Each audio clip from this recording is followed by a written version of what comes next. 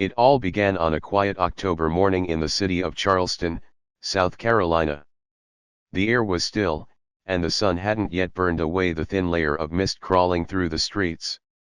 At exactly 7:42 a.m., a black 2018 Ford Explorer pulled out of the gated driveway at 14 Simmons Avenue, just a few blocks away from the harbor. Behind the wheel was Nathan Black, attorney, father of two, and the man who, just 48 hours later, would be the subject of one of the most bizarre missing person cases in the state's history. Nathan's neighbors described him as ordinary, friendly, punctual. He wore a tie every day. Walked his golden retriever at 6:15 sharp. Waved to everyone. He was the kind of man whose absence would be noticed immediately, and it was. By 6 p.m. that evening, Nathan hadn't come home. His wife, Rachel, tried calling. Voicemail. She called the firm where he worked, Caldwell and Finch, but the secretary said he had never shown up that day. By 8:30 p.m., Rachel called the police. The officer who arrived, Deputy Sarah Klein, noted no signs of forced entry, no struggle, nothing out of place. But when she checked the home office, she noticed Nathan's laptop was missing, something Rachel hadn't realized. The only other thing gone, a single framed photo from his desk. A picture of Nathan and a man Rachel didn't recognize. "This was never here," she said, frowning. "I don't know who that is." The next morning, detectives pulled surveillance footage from nearby traffic cams. Nathan's car had been spotted heading west, toward Route 26, at 8:03 a.m. But at 8:31, just after crossing the Wando River Bridge, the vehicle vanished. The camera at the next intersection dead. Broken. And the next one? No sign of the Explorer. It was as if Nathan Black had evaporated. 2 days later, Nathan's vehicle was found abandoned in a gravel lot behind an old seafood restaurant 40 miles west of Charleston. The car was locked. No blood, no signs of struggle, no Nathan. But there was one thing, a small, leather-bound notebook on the passenger seat. Inside were a series of handwritten entries, names, dates, phone numbers, some crossed out. One entry stood out. October 7 to 3 p.m., the warehouse. No turning back. Detectives traced the address to an old textile warehouse near the docks, long abandoned since 1998. They found signs of recent activity, footprints in the dust, cigarette butts, empty water bottles. But nothing that led directly to Nathan. Then came the first real break. A local security guard, Alonzo Myers, reported seeing a man matching Nathan's description entering the warehouse on October 7 at exactly 3:05 p.m. He wasn't alone. He was with a taller man in a dark hoodie, who seemed to be arguing with him. He didn't look kidnapped, Alonzo said. But he didn't look happy, either. Detectives ran the surveillance footage from a gas station across the street. They caught a blurry image of the second man's face.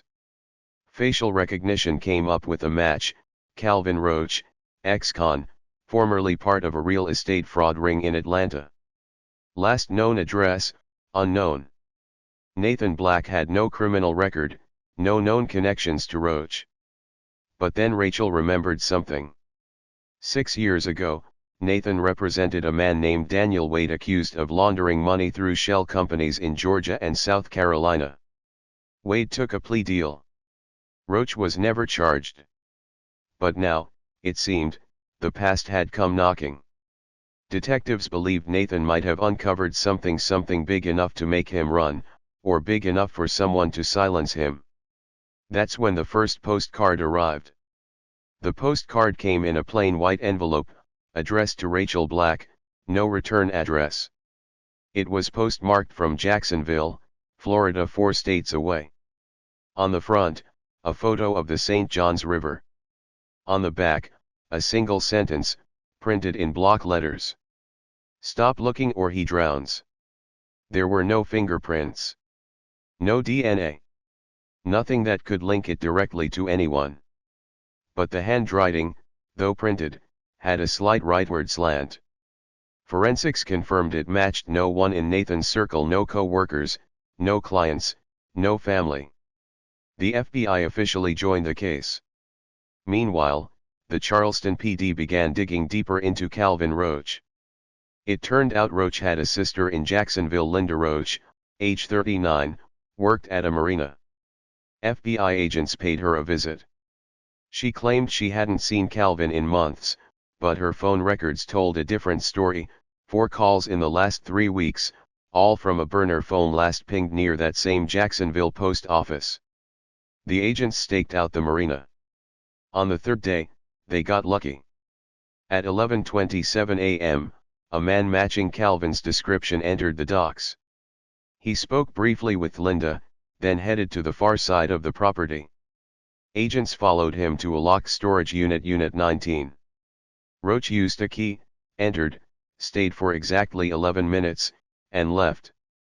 The unit was rented under a fake name, but surveillance footage confirmed Calvin had been using it regularly. The feds waited until nightfall, then got a warrant. Inside, they found a laptop, a prepaid phone, 2 duffel bags stuffed with cash, and a passport in the name of Marcus Delaney.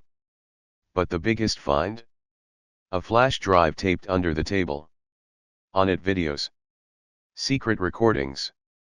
Some were just surveillance, people walking through parking lots, dining in restaurants, entering courthouses. But 3 videos were different. In them, a man sat tied to a chair, hooded. He didn't speak, but on one clip, he moved slightly, and the camera caught a glimpse of his face. It was Nathan. Still alive. The date on the video, October 9th. 2 days ago. The room in the video was dark cement floors, cinder block walls, 1 dim bulb hanging overhead. No windows, no clues. But audio forensics picked up a faint hum in the background. It wasn't random. It was a rhythmic pulse, a boat engine. Detectives cross-referenced the sound with known models. Result, likely an older diesel marine engine, consistent with those used on shrimping vessels in the Southeast. They combed marina registries across Florida, Georgia, and South Carolina. Within 72 hours, they found a possible match: the Loretta May, a fishing trawler docked in Brunswick, Georgia. The boat had been recently purchased for cash under an alias traced back to Roach's fake identity. At 2:14 a.m., federal agents boarded the Loretta May. The ship was empty mostly. In the storage hold, they found ropes, duct tape, and traces of blood. But Nathan wasn't there. They did find another clue. Taped under the navigation console was a second flash drive. This one contained a folder labeled simply Confession. Inside, dozens of audio files. Roach's voice, clear and agitated, rambling into a recorder. He knew. The whole damn thing. Wade talked. Told him about Belize, the crypto accounts, the judges. If this gets out. The files mentioned politicians, judges, cops, even a federal prosecutor. Nathan had been digging too deep into the plea deal from years ago. What had looked like a simple case of fraud was actually a massive conspiracy, a laundering operation running through dummy law firms, fake real estate companies, and offshore accounts, all protected by people at the very top. Nathan wasn't just missing. He was a threat to powerful people. The FBI initiated a covert investigation. A task force was formed. But before they could act, Roach disappeared again. 3 days later, a fire broke out at a storage facility outside Jacksonville. When firefighters cleared the wreckage, they found the remains of a man in Unit 7 burned beyond recognition. But dental records later confirmed it was Calvin Roach.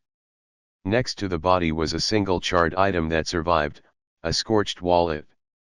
Inside, Nathan Black's driver's license. For days, agents debated what it meant. Was Nathan dead too? Was Roach killed to silence him? Had Nathan managed to escape? The presence of his license next to Roach's body felt intentional, planted. A message. But from who? Meanwhile, Rachel Black received another postcard. This one postmarked from Biloxi, Mississippi. A photo of a lighthouse. On the back. He tried to warn you. Look in the safe. Rachel hadn't touched Nathan's safe since his disappearance. It was in their bedroom closet, behind a false wall panel, protected by a 6-digit code she didn't know. But now she remembered Nathan always used their daughter's birth date for everything. She entered the code. The safe clicked open. Inside, a USB drive, a leather folder, and a sealed envelope labeled "If I Disappear." The USB contained encrypted files, mostly legal documents, case files, emails. But there was also a recording. Nathan's voice. "If you're hearing this, I'm probably dead. Or worse." Everything started with the Wade case. "I thought he was small time, but he wasn't. He was a front. And Roach? He's not just muscle. He's a courier. I traced the money to a company called Juno Holdings. It's a shell. But the people behind it, they're in Congress. Judges. Cops. It goes deep. I was going to take it public. But they found out." The folder contained printed copies of the same documents, transfers, wire logs, fake property deeds. Enough evidence to implicate dozens of people. Rachel turned it all over to the FBI. 2 days later, 2 federal prosecutors were arrested. Then a sitting state judge. Then a deputy director from the Treasury Department. The dominoes were falling. But Nathan still hadn't been found. Until a call came in from a clinic in Baton Rouge. A man had stumbled in, bleeding from the shoulder, disoriented, dehydrated. No ID. But the receptionist recognized him from the news. It was Nathan. Alive. Barely.